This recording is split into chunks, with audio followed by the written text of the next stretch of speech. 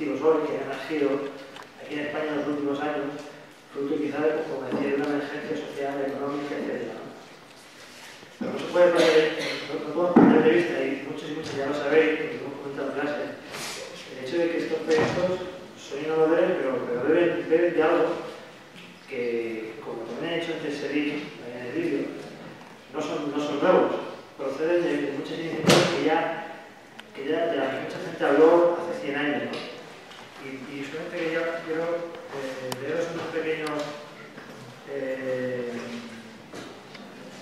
extractos de uno de los principios de la Institución Libre de Enseñanza de Ginés de los Ríos, que se desarrolló en España en 1776, un siglo de aquello. Decía: Ginés de los Ríos concibe también la libertad desde la esfera del alumno, ejercida como un derecho. Es evidente que el principio de la educación activa difícilmente puede entenderse sin el correlato de la libertad por parte del alumno. De aquí también la desaparición en este sistema de imposiciones o métodos coercitivos como el castigo. La libertad del alumno conlleva la responsabilidad de sus propios actos y, al ser responsable, se convierte en adulto, aunque tenga 7, 10 o 15 años. Estos son los principios que fundamentaban la Institución Libre de Enseñanza hace más de 100 años. En los momentos donde también había una emergencia social y económica que había que tratar. Y bueno, contextualizando en nuestra ciudad, en nuestro entorno cercano, pues nos encontramos con proyectos como los que vamos a presentar hoy. El proyecto de Carolín. Les voy a presentar a las tres personas que nos acompañan aquí hoy. Ellos son Lorenzo, que es padre de un niño que va a Carolín, Natalia, que es madre y además es guía de la escuela de Carolín, y María, que también es madre de uno de los niños de la escuela. Bueno, ellos nos van a contar un poco la evolución del proyecto, el desarrollo actual y luego también pormenores y cosas más concretas del día a día en cada proyecto. Contacto con ellos y después haremos un turno de preguntas por si alguien quiere preguntarles algo. Sé que muchos de vosotros habéis estado en Carolín, que me consta que os ha gustado bastante la experiencia y bueno, yo creo que están abiertos a todo tipo de visitas y hoy es un acercamiento que hacemos en gran grupo, ¿vale? Entonces, lo dejo por aquí.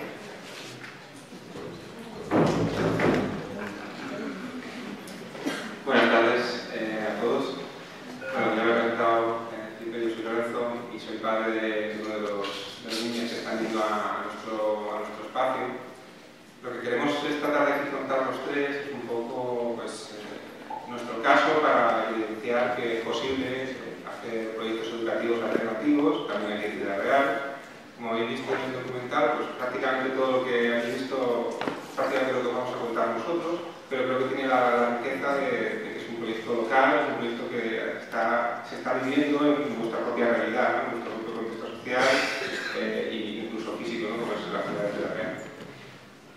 Yo os voy a contar en principio el desarrollo histórico del proyecto hasta llegar a septiembre del año pasado, que es cuando empezamos ya a funcionar como un espacio educativo y con 9 alumnos, con 9 niños, mejor dicho, que están viniendo a nuestro espacio educativo. Van a ir pasando también unas fotos que vais a ver pues, un poco del proceso de construcción del espacio, pues, los niños haciendo actividades, etc. Nuestro proyecto nace a raíz de unas jornadas de educación alternativa que se hacen en el espacio La Purga aquí en Ciudad Real, en el que bueno, pues invita a un grupo de crianza que existe en Ciudad Real y una asociación de lactancia que también existe, que se llama Orlando. Muchas madres y padres que estábamos en ese proyecto, pues nos invita también a dar un poco la visión acerca de la crianza respetuosa, la crianza natural en esas jornadas educativas. Después de esas jornadas, pues se gesta un grupo de padres, tenemos niños pequeños, por ejemplo, teníamos niños a lo mejor de 1 año, bebés, gente que tenía niños mayores de 2 o 3 años. Pues nos juntamos en torno a una reunión que se empieza empiezan a hacer, en la que empezamos a hablar pues, un poco de la educación que nos gustaría darle a nuestros hijos y enmarcado dentro de ese tipo de crianza, un poco también alternativa que estábamos haciendo, ¿no? Una crianza más respetuosa y natural que la que se suele imponer en el propio sistema, ¿no? De hecho, había un caso en el documental que hemos visto que también contaba que su proyecto había nacido en torno a un grupo de lactancia que había en Cáceres. Bueno, en nuestro caso es algo parecido también. Como os digo, empezamos a hacer estas reuniones en las que empezamos a hablar acerca de qué tipo de proyectos educativos podríamos empezar en Ciudad Real, cuánta gente estaríamos dispuesta, los niños que hay, las edades, etc. Llega un momento en el que en el grupo pues, aparecen dos principales corrientes. Una que es la que desemboca hace 2 años ya en la Asociación Madreselva, que es un proyecto educativo basado en la pedagogía del barro. Y por otro lado quedamos una serie de familias, que son las que finalmente luego haríamos la Asociación Caracolí, que apostamos por una enseñanza menos basada en una sola pedagogía, sino lo que podríamos considerar un proyecto de educación libre, en el que pues, viviésemos un poco de todas las experiencias que pues, nos gustasen más y en la que bueno, pudiésemos tener un poco más libertad en cuanto a qué herramientas pedagógicas y qué espacios y qué todo lo que sigamos nuestros ejercicios.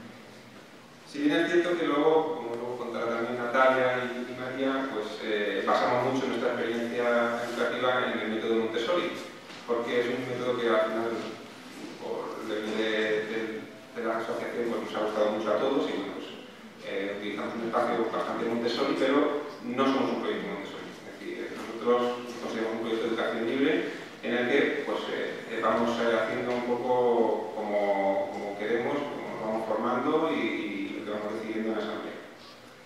Como digo, bueno, se divide este primer grupo inicial en 2 grupos.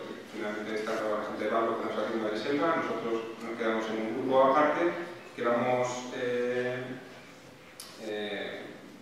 trabajando pues, un poco en conseguir materializar el proyecto y para eso fundamentalmente había 3 escollos que, como podéis imaginar, eran el espacio físico, es decir, donde montar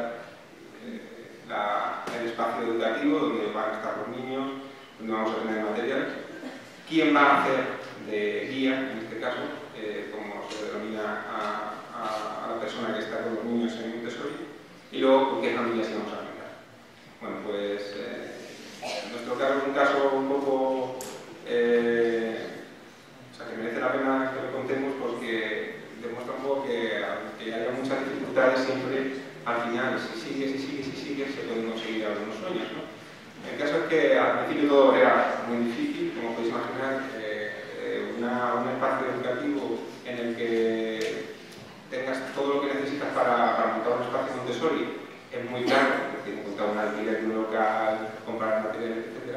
Pero, pues, con un poco de ingenio podemos solventando los problemas económicos de la mejor manera posible. Y al final, pues, conseguimos encontrar una casa que está a las afueras de la Real, que ya la conocéis, que está en una lectura en Villa Carolina, que es una organización que hay en la carretera de Valdepeñas, también en arquitectura. Y bueno, pues lo que conseguimos hacer para que económicamente fuera bien el proyecto fue que la casa no podíamos, el alquiler era muy superior a lo que nosotros podíamos pagar, pero conseguimos hacer una cosa que fue que una de las familias se iba a vivir allí, estaba de alquiler en un piso, entonces se fue a vivir a esa casa, y esa misma casa tenía un edificio contiguo que era perfecto para poder montar un espacio educativo. Entonces, de esa manera, pues, solventamos el problema económico importante que suponía el alquiler y con eso solventamos el primer problema que era ¿dónde? ¿No? El espacio. El siguiente problema que tuvimos que resolver, que se resolvió bastante rápido, bastante fácil, fue qué días íbamos a costar, ¿no? Pues, bueno, ya os ha contado antes Felipe, Natalia es una de las madres del proyecto y además ella es diplomada en magisterio y además tenía ya cierta experiencia en el mundo de Montessori y además se sigue formando para ser guía Montessori, por lo cual teníamos una persona perfecta para esa figura de guía que necesitamos. Ya tenemos sitio, ya tenemos quién, ¿no? dónde, quién, y ahora era cuestión de si económicamente éramos capaces de formar un grupo suficiente para hacer frente a los gastos de alquiler y también de material y, por supuesto, pues, la retribución que Natalia recibe, pues al final es su trabajo. Empezamos una campaña en la que intentamos juntar a más familias de las que nos habíamos quedado, que en aquel momento éramos solo 4 familias, que no nos habíamos ido al proyecto de banco. Y bueno, pues a través de una serie de actividades que hicimos, en concreto también aquí en este mismo auditorio, en el que invitamos a una persona que se encarga de formar a Guillermo Montessori, por él, pues hicimos una serie de talleres con ella, también hicimos una charla sobre educación libre en la biblioteca, que vino Tim, una persona que lleva 25 años en un proyecto educativo libre en Madrid. Y bueno, gracias a estas actividades en público, pues fuimos conociendo a otras personas y al final pues conseguimos ese número de 9 familias que nos juntamos a principio de este año, en septiembre de 2014, el año pasado mejor dicho, en el que ya pues teníamos el sitio, una persona de guía y la gente suficiente como para que el proyecto fuera real. Esta, por ejemplo, es una foto de tipos. Otra cosa importante fue que, como habéis visto en muchas de las fotos, todo el proyecto es autogestionado, es decir, como habéis visto, con los propios niños incluso, el espacio lo hemos hecho nosotros. No hemos intentado de esta manera, no solo porque también es pedagógico, enseñar a los niños que se puede construir tu propio espacio y que lo haces con tu familia.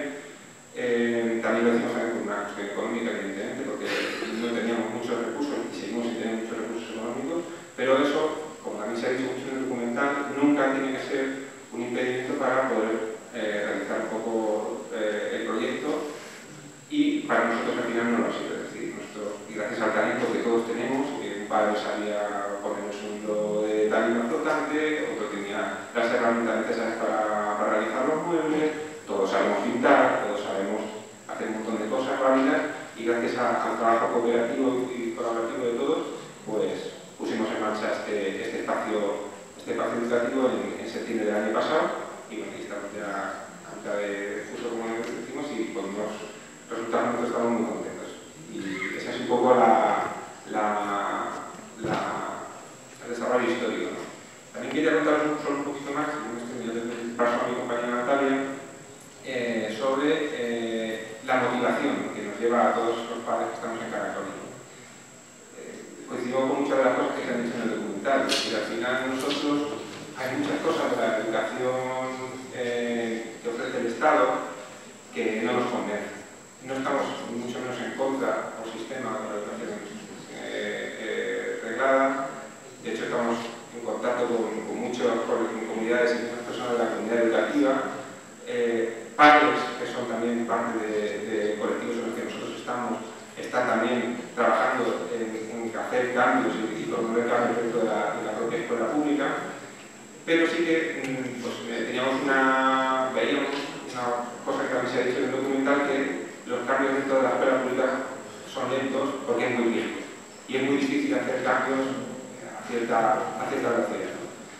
Así que nosotros, pues, por esa razón, de ciertas cosas que no nos gustan dentro de la escuela, hemos decidido fundamentalmente pues, empezar un espacio educativo en el que nuestros niños, en la edad, de momento, en la educación infantil, pues puedan tener una educación diferente, y gracias a que muchos también de los padres que estamos, de estas nuevas familias que estamos en el proyecto, también tienen experiencia en todo el mundo educativo, ¿no? La propia Natalia, María también profesora, hay una psicopedagoga también entre las madres que forman parte del proyecto, y bueno, pues entre todos creíamos que teníamos la suficiente capacidad para empezar el proyecto, y frente a la imposibilidad de hacer cambios rápidos en la escuela pública, y debido a la urgencia también de empezar con la escolarización o con un proceso educativo dentro de nuestra familia, con nuestros propios hijos, pues nos decidimos a empezar este proyecto, que vemos hasta qué recorrido nos somos capaces de dar.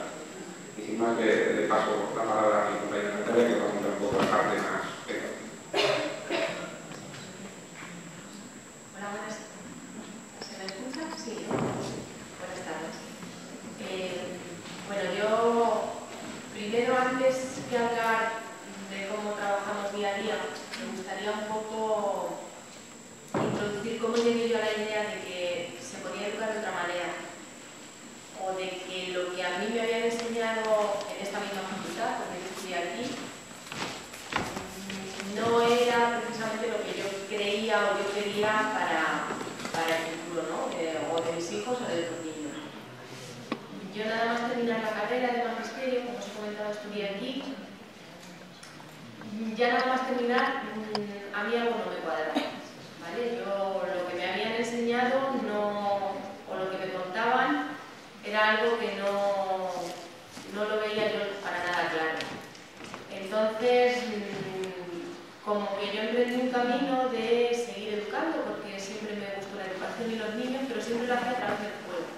Buscaba talleres, teatro, juego, y siempre trataba de llevar la educación a través de, bueno, pues a través de otra cosa diferente a tener que ser un montón de gente, un montón de niños sentados haciendo lo que yo les digo, ¿vale? Aún así, el desaprender todo lo que yo ya me habían enseñado, o todo lo que la sociedad me había enseñado, me costó mucho, pero creo que tuve la enorme suerte de ir a trabajar a aldeas infantiles. No sé si lo conocéis, es una asociación, una ONG en la que, bueno, se trabaja con niños con problemas de exclusión social, ¿no? Y trabajando allí es cuando me di cuenta de que efectivamente estábamos muy equivocados, porque el concepto que se ha hablado también en el documental, el concepto está equivocado, y es yo no tengo que enseñar nada a nadie, porque el que quiere aprender aprende solo. Y eso me di cuenta trabajando con niños que además habían sufrido y con niños que necesitaban llegar al aprendizaje o al descubrimiento del aprendizaje a través de cierta sanación emocional, ¿no? Primero tengo que estar bien yo conmigo mismo y a raíz de ahí quiero aprender.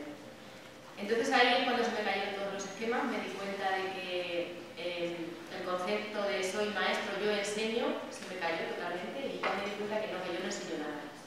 Que yo lo único que puedo hacer es ayudar a los niños o a otras personas a que quieran aprender o a motivarse para aprender o a encontrar su camino para poder aprender. Pero que por mucho que yo me empeñara en enseñar, si el otro no quería aprender, podía tirarme horas y horas y horas que no iba a servir para nada. Ese punto de inflexión fue el que me hizo empezar a buscar nuevas pedagogías, y después de buscar mucho, la que más me gustó fue la de Montessori. Empecé a formarme sobre ella y, bueno, aun estando formándome en ella, como sigo viendo muchas lagunas y no soy una persona de encasillarme como los padres de nuestra comunidad educativa, pues bueno, que el espacio Montessori, aunque utilizamos mucho material Montessori, seguimos mucha filosofía Montessori, en realidad somos una escuela libre porque también cogemos o bebemos de otras pedagogías o de otras inspiraciones. Que en el fondo yo creo que sí que son Montessori, porque después de estudiarla mucho, María lo que decía era sigue al niño, y era su máxima: tú sigue al niño y el niño te va a dar lo que necesita. ¿Qué hacemos nosotros en la escuela que hago todos los días, o qué hago o intento hacer todos los días? Seguir a los niños. Difícil, porque conseguir llegar a ese máximo respeto hacia el niño es muy, muy difícil. Lo primero es un trabajo muy personal, el desaprender todo lo que supuestamente nos han enseñado, es muy duro, pero además luego hay un trabajo muy fuerte como persona a nivel de respeto y confianza en el niño. También se decía en el documental. Nos han enseñado como que a partir de los 3 años ya no confiamos en los niños, ya si yo no le enseño, el niño no va a aprender, o no va a querer hacer nada, o no va a querer aprender. O el niño, si tú no le obligas, no va a hacer. Eso es la primera idea que hay que quitarse de la cabeza. El niño quiere aprender. Y si no quiere aprender es porque pasa algo. O no está a gusto, o no le estoy dando la motivación que necesita, o no estoy ofreciéndole los materiales que ellos necesitan. ¿Problemas? Pues sí, yo veo, ¿vale? Veo mucho más fácil prepararme, coger un libro, abrir la página y decirle a todos los niños a la vez: venga, tema 1, vamos a hacer todos esto, vamos a hacer todos lo otro. Niño, cállate, niño, no molestes, niño, estate quieto, ¿vale? Niño, la silla de pensar, ¿vale? es mucho más fácil para mí que decir, a ver, este niño no trabaja, no toca calendario, ¿por qué? Voy a ponerle este otro. Ay, no, ¿por qué? Pues a lo mejor necesita esto otro. Voy a probar. No, ¿por qué? Entonces cada niño tiene una necesidad diferente, está en un momento diferente, está en un proceso diferente y necesita que yo le ponga en el espacio lo que a él le ayude a motivarse para aprender. Eso es más complicado, pero se puede hacer. Toda esta gente documental lo está haciendo, hay muchísima gente que se está formando para hacerlo. Yo, como veo que la mayoría de los que estáis aquí sois estudiantes, os invito a que intentéis hacerlo, a que no os quedéis solamente con lo que se os va a enseñar, sino que busquéis más allá y sobre todo lo que os resuene dentro, porque yo creo que es muy bonito llegar a descubrir que es posible ayudar a otras personas a que realizan su proceso de aprendizaje, que a veces nos cuesta porque no es yo estoy enseñando. Y es que eso a veces nos gusta mucho, a los que hemos estudiado magisterio nos suele gustar, no, que estoy enseñando esto a los niños. Es más duro el decir, no, yo estoy aquí, como decían ellos, en la sombra, parece que no hago nada, pero estoy continuamente quebrándome la cabeza, voy a poner este material, voy a poner este otro. Y al final los que te dan las pistas siempre son los niños. Entonces, si os gustan los niños y os gusta la educación, yo os invito a que busquéis, a que reflexionéis estas nuevas pedagogías y a que os deis cuenta de que es posible. ¿Vale? Día a día, ¿en qué consiste el trabajo? Pues lo han explicado muy bien en el vídeo. Es sigue a los niños, mira qué necesitan, ponen lo que necesitan, permíteles ser, permíteles discutir, no intervengas, permíteles que se equivoquen, es muy importante. A nosotros se nos enseña que está muy mal equivocarse, de hecho nos dicen que está bien hacer exámenes y ponerles una nota a los niños y ya le estás diciendo, uy, tú eres un 3, no vale nada, no. O tú eres un 7, va muy bien. Para mí eso es horroroso, porque yo creo que estás catalogando a un niño y le estás diciendo, bueno, yo soy un 3, vale, pues practico más y ya soy un 7, ¿no? O practico más y ya soy un 12, ¿por qué me tienen que evaluar y dejarme en un 3, ¿no? Entonces el error es muy bueno, hay que enseñarle a los niños que se pueden equivocar y bueno, eso ha sido un poco en contra de todo lo que nos han enseñado, pero a mí personalmente desde septiembre yo estoy muy contenta, hemos pasado por muchas fases, los papás lo saben. Hemos pasado por el caos inicial, que toda escuela libre supongo que pasa, por lo que me han contado compañeros que yo tengo que tienen escuelas libres, me lo han contado. Porque claro, en un colegio llegas, sientas a los niños, les castigas, les enseñas, les pones y no hay más problema. Pero aquí lo que les haces es todo lo contrario, les dices, como decían los compañeros del documental, ¿vale? Relacionaros, tener conflictos, encontrar la solución a vuestros conflictos, discutir, pelearos y a raíz de eso ir sacando cosas cada uno. Y el que es tímido está bien, también lo dicen ahí, el que es más atrevido está bien, el que es más organizador y enseguida organiza está bien, el que se deja llevar está bien y no tratamos de, no, tú tienes que decirle a este no sé qué, de esta manera, tienes que ser así o tienes que ser así. Sino que les dejamos ser. Y realmente para mí es un gran aprendizaje, porque otra cosa que quiero que sepáis es que el que se mete en este camino, para mí, mis grandes maestros son los niños todos los días. Aprendo mucho más de ellos que de, lo siento mucho, de cualquier profesor que haya tenido en la universidad o de cualquier profesor que haya tenido en ningún otro momento. Quien me enseña realmente todos los días son los 9 niños con los que estoy en la escuela. Y yo os invito realmente que si os resuena un mínimo todo esto, lo intentéis porque merece la pena. Y no sé, luego ya si queréis hacer una pregunta o algo, voy a darle la mano a María. Pues yo soy la madre de los niños, de Carolina, y bueno, yo quería haber visto bastante después. Ya he pasado toda la fase de preparación inicial que estaba contando antes Lalo, y yo llegué aquí a aclarar en septiembre porque me encontraba trabajando, pero ahora estaba trabajando en casa con mi niño. Entonces, mi preocupación, por lo que yo empecé a buscar algo, era que a partir de lo que es el cambio razonable que implica para un niño pasar de casa a la escuela, pues que hubiese algo muy abrupto entre la manera que yo había tenido de educarlo, de dejarlo aprender, de dejarlo social, de más empírico, a lo que es la escolarización del grado, sobre todo porque en este país pues, puede ser porque hay una radio muy grande de niños en la aula, o bueno, directamente porque así el currículum de infantil me parecía que pasaba, o sea, que terminaba siendo algo muy pasivo y algo muy general, claro, no era una cosa individualizada para cada niño. Entonces, pues buscando experiencias de escuela libre en Ciudad Real, encontré a Colín, y ya pues cuando me puse en contacto con ellos y decidimos que íbamos a empezar ahí, en realidad no tenía la sensación de llegar a una cosa tarde, porque como es un proyecto que está creciendo todos los días, que todavía está en construcción, cuando uno entra no tiene la sensación de ser un usuario de un servicio.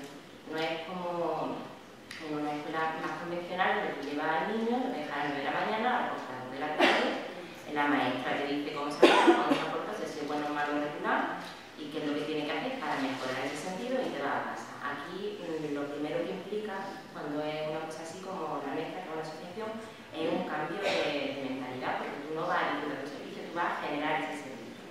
Y ya no solamente trabajar para tu hijo, sino trabajar para todos los hijos de todas las personas del colectivo.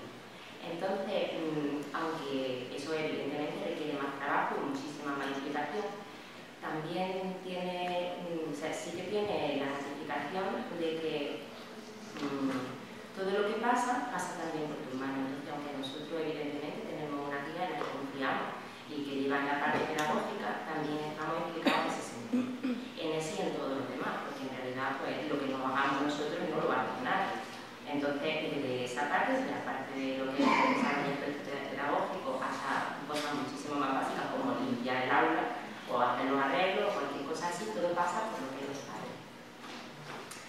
¿Qué pasa con eso? Cuando tú estás mucho tiempo con una persona, siempre con las mismas personas, que además tienen unos valores parecidos a los tuyos, es muy fácil que lo que es la barrera entre lo que es lo escolar y lo que es lo familiar se diluya, y al final acaba siendo pues, una cosa familiar totalmente.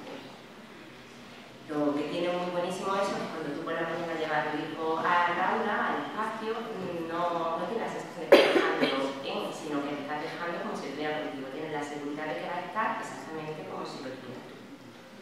Y además, creemos también que es muy bueno para los niños porque los niños tampoco tienen que hacer ese cambio de pensamiento de entrar por la puerta, de comportarse o esperar algo, una manera y luego salir y esperar otra cosa en casa. Como compartimos más o menos la misma idea y tenemos más o menos el mismo concepto de educación, es algo que termina siendo lineal. Y a ellos les sirve también pues, para sentirse seguros. Ya sabemos que todos sabemos que lo primero que necesita un niño para poder empezar a capacitarse en otro aspecto es sentirse seguro en el espacio en el que está.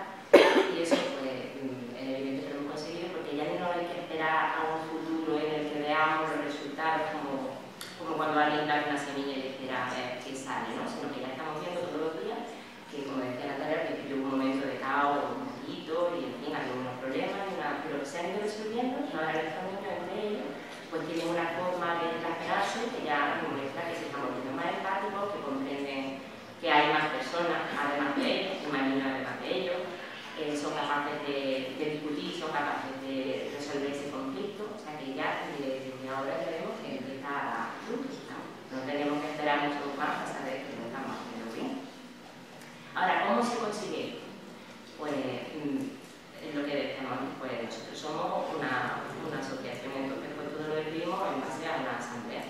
A la semana, cada 15 días, cuando hace falta, pues nos juntamos todos, decidimos qué es lo que va a pasar, si hay algo que hacer, se decide cómo se va a organizar y luego pues ya en todos los aspectos, también en el colectivo.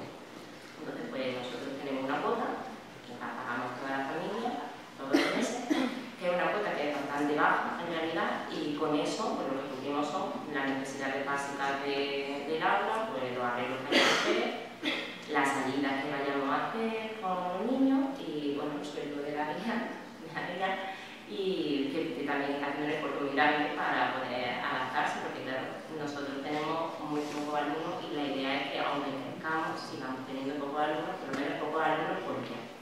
Porque si no, pues podríamos tener problemas de que haya más niños, haya más personas que lo pudieran llevar para que no termine convirtiéndose en un proyecto más complicado.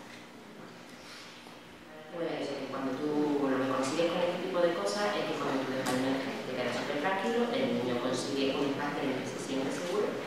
cuando se sienten seguros, pues también las capacidades que tengan, cada uno la suya, como van llevándose poco a poco, pues se puede ver perfectamente los cambios que hacen. Así que hasta ahí estamos, y ahora vamos creciendo poco a poco y vamos en realidad seguir por allí porque es una cosa.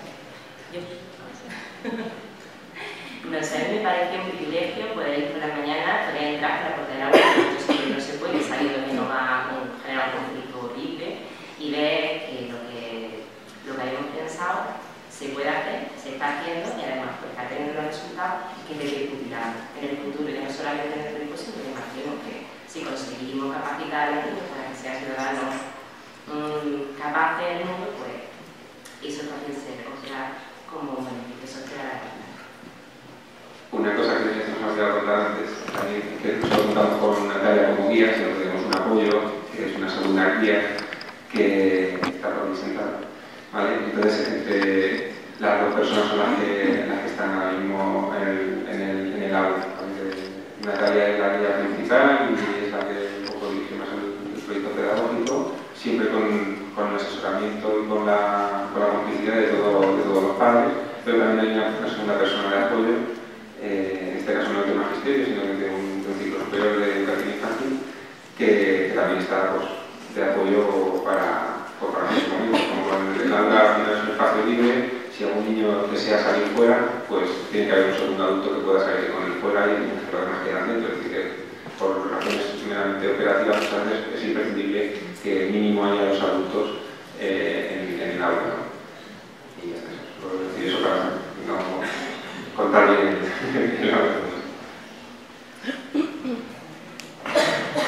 Bueno, pues si parece haber un momento de debate, si alguna cuestión veréis que se comprende un poco más, porque yo creo que es el momento.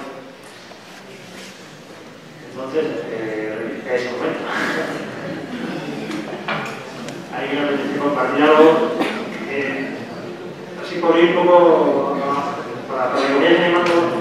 Yo sé que hay gente aquí en el salón que ha estado en Valladolid, que ha estado en la escuela, en alguna visita que hemos hecho con Natalia, así sin niños, pero hay gente que sí que ha ido y ha estado ahí durante la mañana o parte de la mañana visitando la escuela con niños y niñas. No sé si estas alumnas que están por aquí quisieran comentar algo sobre lo que vieron. Sería interesante. La estoy mirando, pidiendo. No sé si les apetece, evidentemente si les apetece, pues no pasa nada. Pero bueno, a ver, ¿alguna cuestión más que queráis comentar?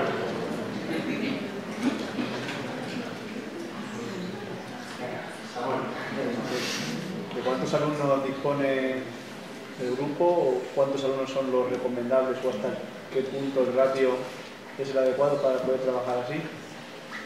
Vale, nosotros por qué. La pregunta para que escuchen, nos repetimos. Preguntas a Manuel que cuántos alumnos o alumnas se necesitan, ¿no?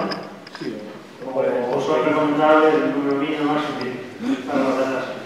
Vale, nosotros por temas de espacio, por el espacio que disponemos, no podemos meter a más de 15 niños. No significa que se pudiera trabajar con ellos peor si fueran más niños. Es decir, si tuviéramos un espacio más amplio, podríamos meter más niños, porque la pedagogía de trabajo, tal y como se trabaja, el niño de manera individual, eligiendo el material, puedes tener más niños. De hecho, yo sé de escuelas Montessori que con 2 personas, porque siempre se suele trabajar con una guía y un apoyo, pueden tener perfectamente 30 niños en el aula, trabajando conjuntamente de edades diferentes. ¿Vale? Esto no lo hemos dicho, pero creo que sí se ha dicho en el documental, y todas las pedagogías alternativas trabajamos con edades mezcladas, de 3 a 6, de 6 a 9 y de 9 a 12. Porque eso enriquece, por un lado evita conflictos, porque no son 30 niños de 3 años que tienen las mismas necesidades buscando lo mismo, sino que son 30 niños de edades diferentes y cada uno tiene un nivel diferente y una necesidad diferente. Entonces eso evita conflictos. Pero siempre 30 niños de edades diferentes, 10 personas, se podría trabajar sin problema, pero claro, necesitas un espacio mucho más grande. Nosotros por tema de espacio, 15. También hay un apunte en este sentido, que nosotros no buscamos, como nosotros somos una empresa, al final hacemos un espacio educativo para dar la solución de educación de nuestros hijos, pero no buscamos que sea un negocio, sino que somos nosotros mismos, que nosotros mismos educamos a través de nuestros medios a nuestros hijos. Entonces tampoco tenemos una necesidad de que haya mucha gente, y que además de que por el espacio sería ideal simplemente 15, también es una cifra que más o menos me llegado a esa conclusión por el tema de cuántas son las cuotas mínimas que necesitaríamos para que el proyecto sea viable económicamente, porque hay gastos, ¿vale? Entonces 15, bueno, creo que no está con 12 sería viable, porque ahora mismo somos un poco deficitarios y nos cuesta llegar a fin de mes con la cuota que tenemos, pero con 12 sería, y como máximo ya si por temas de espacio físico, 15.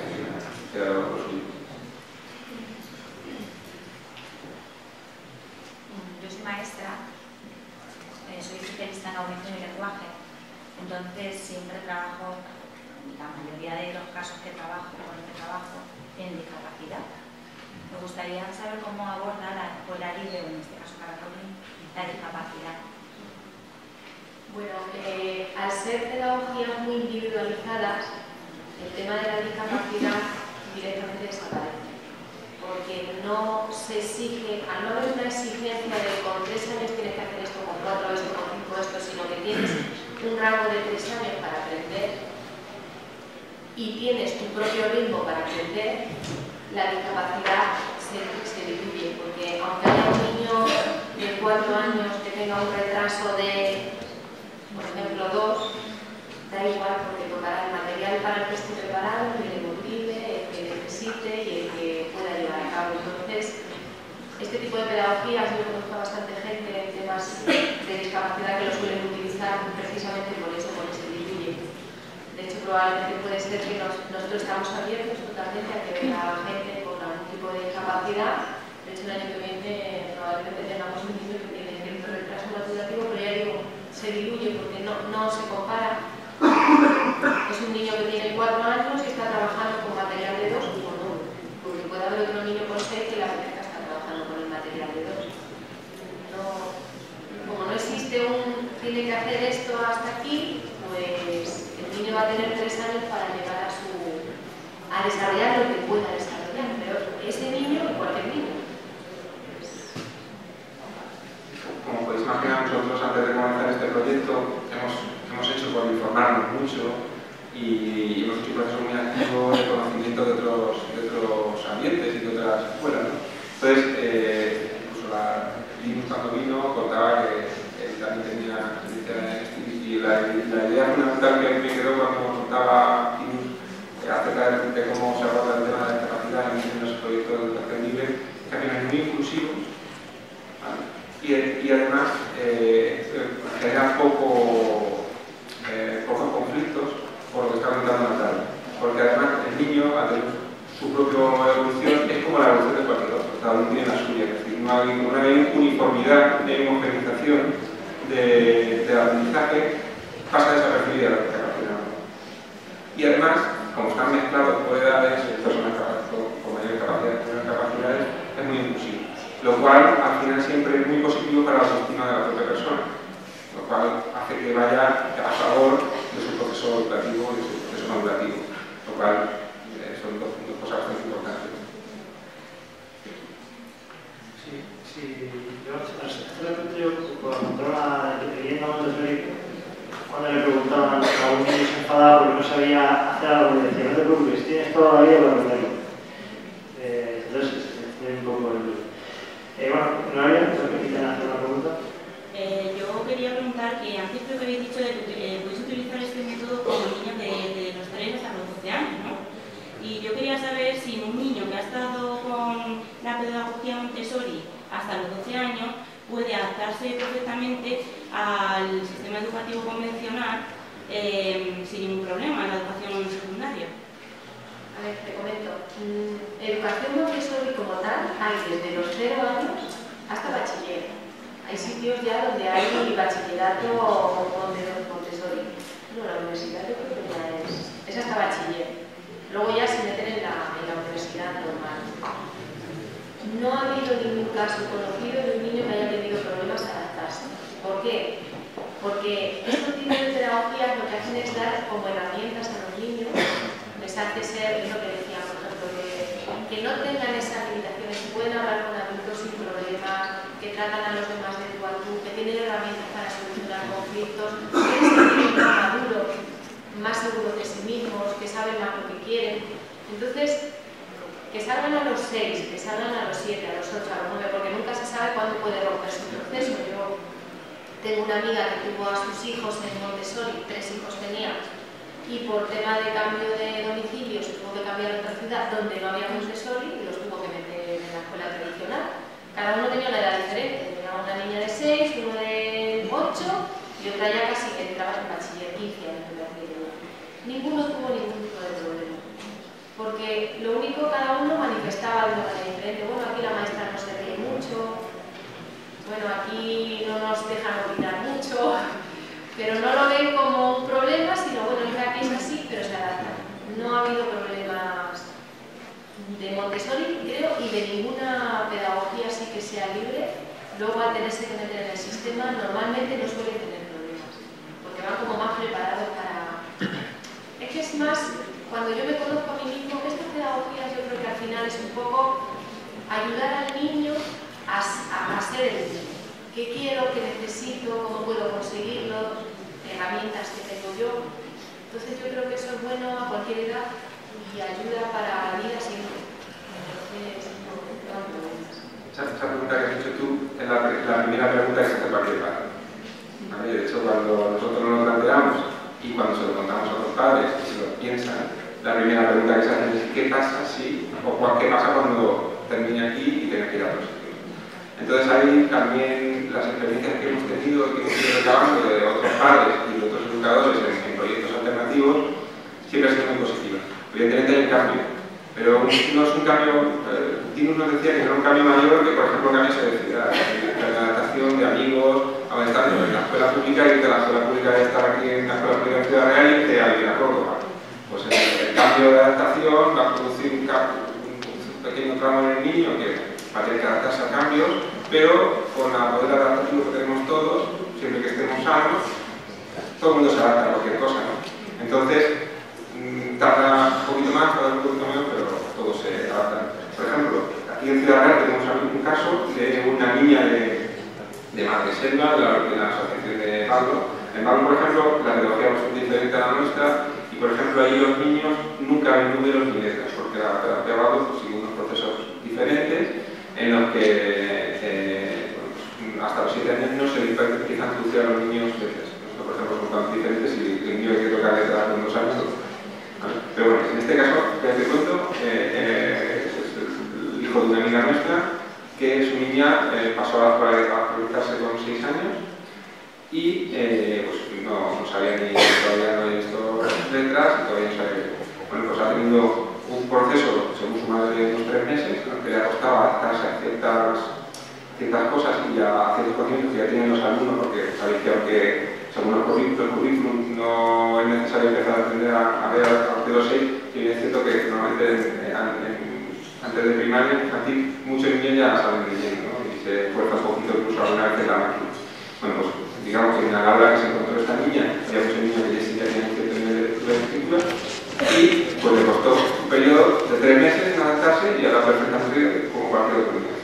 El poder adaptativo de los seres humanos es muy alto, entre los niños mucho más, entonces va a suponer un cambio, un trauma como cualquier cambio, pero es una cosa que es muy superable, y más cuando es un niño en el que se le ha fortalecido mucho su autoestima y su capacidad de saber que puede enfrentarse a los problemas. Es lo que fundamentalmente, que decían también mucho en el documental, ¿no? se educa para ser seres humanos y personas completas, ¿no? Entonces eso te da unas herramientas que te hace que la adaptación, que cualquiera va a tener que sufrir miles de cambios en su vida, los puedes aceptar de una manera más rápida. Así que produces un cambio, pero es totalmente viable el cambio y claro, tenemos casos cercanos, incluso que se puede decir la real, que se adaptan perfectamente. En el caso, de hecho, muchas veces ocurre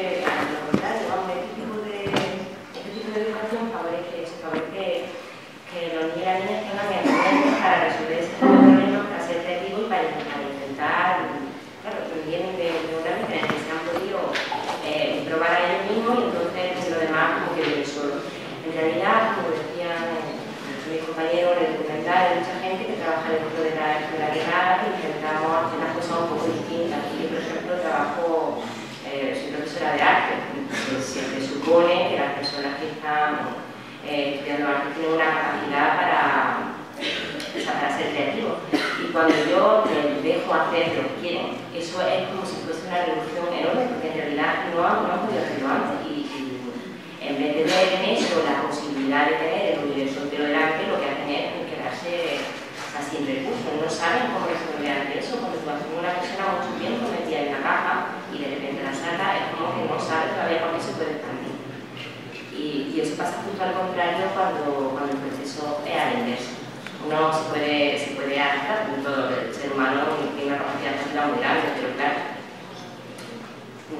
hacia la libertad parece que cuesta más trabajo porque da más miedo, sobre todo cuando nos han ido enseñando que el error se penaliza. Respecto a ese tema de la libertad o de la creatividad o de ser uno mismo, hay unos periodos que se llaman sensibles. Es muy importante hasta los 6 años, supongo lo habéis estudiado en la psicología del desarrollo y todo este tipo de cosas, hasta los 6 años es un periodo muy sensible donde se adquieren muchas capacidades como ser, como persona. Y por ejemplo el hecho de decidir y de ser libre, como si dijéramos, de decisiones y creativo, es un periodo súper sensible. Si yo mato antes de los 6 años esa capacidad, muchas veces sí que no la puedo recuperar. Al revés no, es decir, si yo te permito ser libre, luego te vas a adaptar a ser un poquito menos, ¿vale? Pero como no te permita nada ser libre, como luego a los 12 o 13 años te diga, venga, y ahora decide, ¿qué carrera quieres hacer? Ahí surgen los problemas, no te preocupes. Que a mí me llevas diciendo toda la vida lo que tengo que hacer, ahora me dices también qué carrera hago. ¿Por qué? Pues porque si no he sido capaz hasta los 6 años de enseñar la libertad, a decidir, a saber qué quiero, luego sí que me va a costar mucho. Y ese, claro, es un problema que solemos tener bastantes en esta sociedad, que nos cuesta decidir y nos da miedito ser libres. Yo prefiero ser un poquito esclavo, y lo bonito es permitir a los niños serlo para que luego puedan serlo dentro de su vida, ¿no? Una vez me quería hacer acerca, cuando hablamos de libertad, creo que es importante que todos conozcáis un poco qué significa libertad cuando estamos hablando de libertad aplicándolo a la educación libre. Libertad quiere decir que el niño tiene capacidad de hacer lo que está, digamos, dentro de sus competencias según su edad y su grado de maduración. Es decir, la libertad no puede hacer cualquier cosa, desde pegar a los niños. Es decir, hay unas normas, hay unos límites, que también se apuntaban en el documental, hay unos límites siempre que están puestos siempre acorde a el niño y a su momento vital en el que se encuentra. Es decir, hay unas reglas básicas iniciales en el aula, en nuestro aula en concreto, no puede haber agresión, es decir, cuando antes decíamos discuten verbalmente, nunca vas a llegar a la mano porque nunca te vamos a dejar, para eso está la guía. En el caso de ese conflicto se desborda hasta ese punto de que va a haber violencia física. No está permitido en ningún caso la violencia física.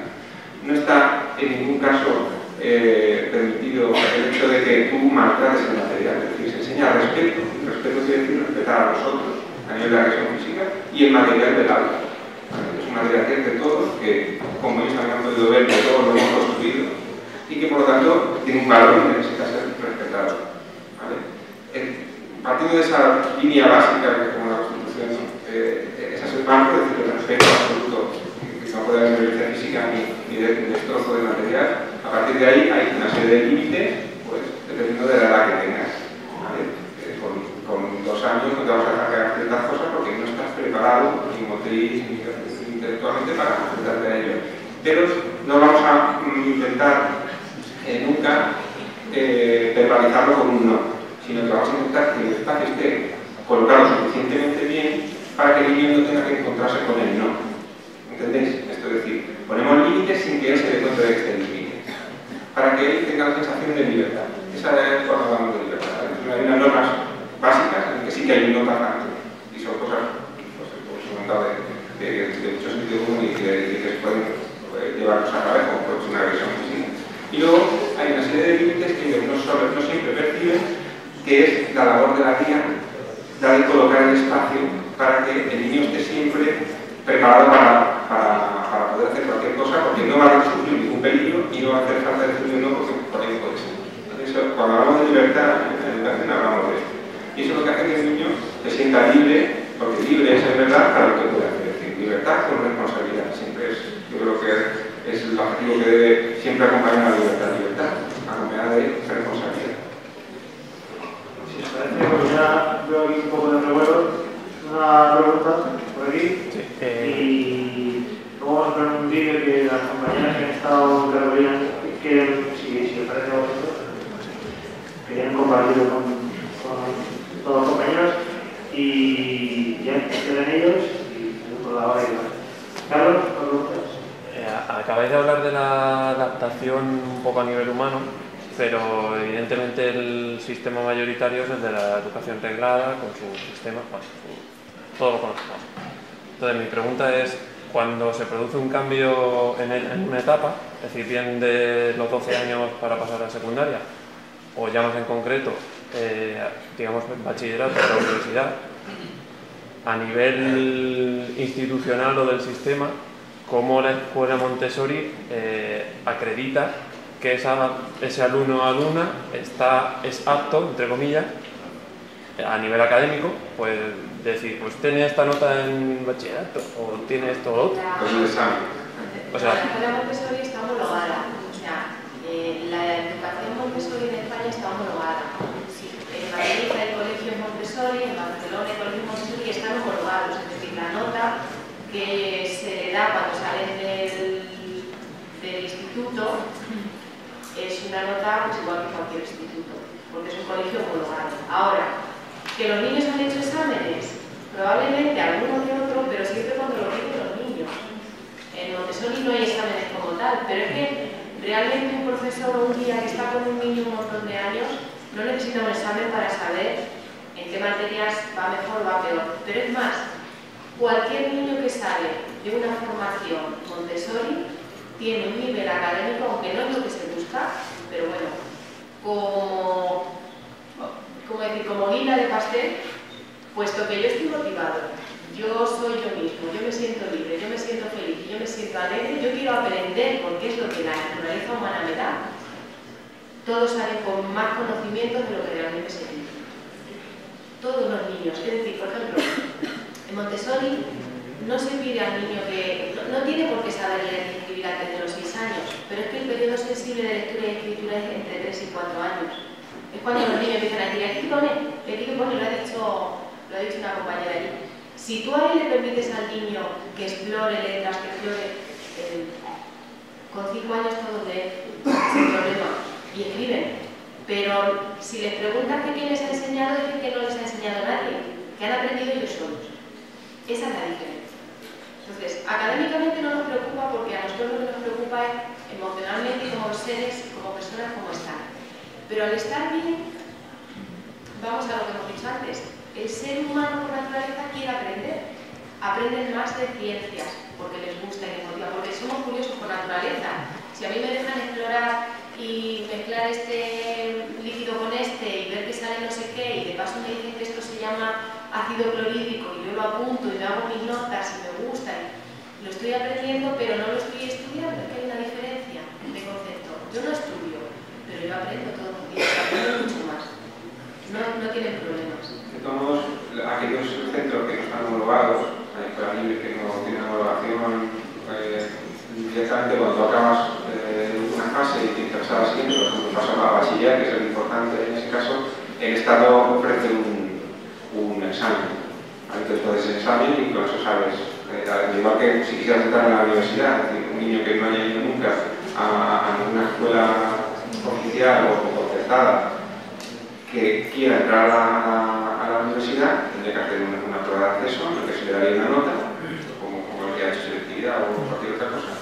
Y este tipo de juego, por ejemplo, la gente que no ha tenido la posibilidad, gente mayor, no ha tenido la posibilidad de su juventud de estudiar, y están a la prueba de acceso para mayores de 25 años, ¿no? Pues es algo parecido. Es decir, cualquier persona que en un momento dado necesite una nota oficial para seguir su proceso educativo, por toda la universidad, fundamentalmente, el Estado dispone de herramientas implica, por ejemplo, una persona que haya estudiado en casa toda su vida. En el momento que llega a la universidad, se presenta un examen de estos, el examen le da una nota y con esa nota, pues, como todos, a elegir la carrera en función de la nota de. Es decir, que no es un problema. El tema de no haber tenido calificaciones durante toda tu vida hasta el momento en que te haces. ¿Había una cuestión más por ahí? ¿De qué manera enseñan los idiomas en nuestra escuela? Vale. Yo te digo, en nuestra escuela de momento no hemos planteado, más allá de que cantamos canciones en inglés, que tenemos cuentos en castellano y en inglés, que se habla de que existen otros países donde hablan otros idiomas. No, hasta los 6 años no hemos planteado una educación, o sea, un hablar en inglés o en otro idioma, porque la única manera adecuada que habría de enseñar realmente un idioma a un niño para que realmente lo aprendiera y no hiciéramos lo que se hace en el sistema, una hora a la semana, 2 horas a la semana, que es como eso y nada, sería que tendría que ser una de las dos figuras de referencia o la guía o el apoyo, tendría que hablar siempre en ese idioma. Así es como se trabaja en Montessori los idiomas. Una de las dos personas siempre habla en ese idioma y siempre da las lecciones en ese idioma y habla con los niños en ese idioma. Ahí sí que se ha estudiado y se ha demostrado que sí se consigue aprendizaje de ese idioma. Lo otro, pues es un poco como se hace en la educación. Vamos dando pinceladas para que sepan que visitamos amigos que tenemos, por ejemplo, había una foto por ahí antes de visita de Erasmus durante el curso. Tenemos un amigo que es profesor de inglés que se ha ofrecido a la gente de vez en cuando y hacer juegos con ellos en inglés. Es decir, haremos como otra cosa que nos comentaba en nuestro proyecto también educativo, además del material que se trabaja en el aula, también tenemos la intención de que vayan conociendo muchas experiencias a través de gente que se las cuente, ¿no? Entonces, pues igual que va a haber gente que va a contar su profesión, un amigo que era músico, explicarles un poco cómo fuera su profesión, en algunas canciones, pues a ver, que teníamos la posibilidad de que amigos de Erasmus se pasasen por allí, pues van a encontrar cosas sobre su país. Es decir, el acercamiento a los idiomas que nosotros estamos haciendo de esta manera, ¿no? El acercamiento a través de experiencias de otras personas y un poco lo que contaba Natalia de cierto material que nos utilizan en inglés. Sí, porque todo lo que sea, de todas formas, todo lo que no sea que haya una persona de continuo no sirve. Lo que yo no entiendo muy bien es por qué el sistema se empeña en seguir diciendo que están dando inglés porque le dan 1 hora a la semana. Eso y nada, a la vista de los resultados, obviamente, que todos sabemos súper bien inglés. Conocemos estudiar inglés. ¿Os parece que vamos hablando? Sí. Continuamos. Veremos cómo se queda solo. Porque tengo que decir que se ha aguantado bastante bien sí. Vamos a poner este último vídeo de este grupo de segundo A que hizo hace un mes y pico un trabajo sobre Montessori, sobre jóvenes en nuestra escuela. Natalia las conoce porque han estado con ellas. Este vídeo pues ¿no? Yo conozco a la zona de tiempo y más, la verdad que podríamos estar aquí toda la tarde hablando de Carolina, su metodología. Un segundo nada más. Bueno, esta es una pequeña muestra, ellos también tenían vídeos, pero bueno, yo creo que al final, que si no, vamos a estar aquí conmigo toda la tarde. Yo creo que, vamos, no soy yo quien para decirlo, pero creo que está abierto para que conozcáis el proyecto y conozcáis todo lo que implica esta metodología y todo eso. Yo por mi parte les doy las gracias a todos y a todas por estar aquí. Espero que os haya ayudado a esta actividad para tener una visión más, de otro modelo más.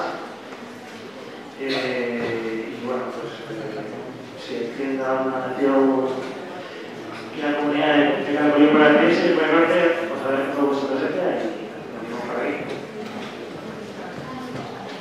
Yo, como compañera vuestra de educación, os quiero decir que es posible, que si alguno siente que no le gusta lo que hay, que es posible intentar cambiarlo, que siempre hay gente dispuesta a intentar luchar, fluir con los nuevos tiempos, escuchar más a las necesidades de los niños. Y yo os insto a que, aparte de la educación esta formal que os dan, busquéis, porque hay muchas maneras de formarse en muchas otras pedagogías, y en hacer un trabajo personal interior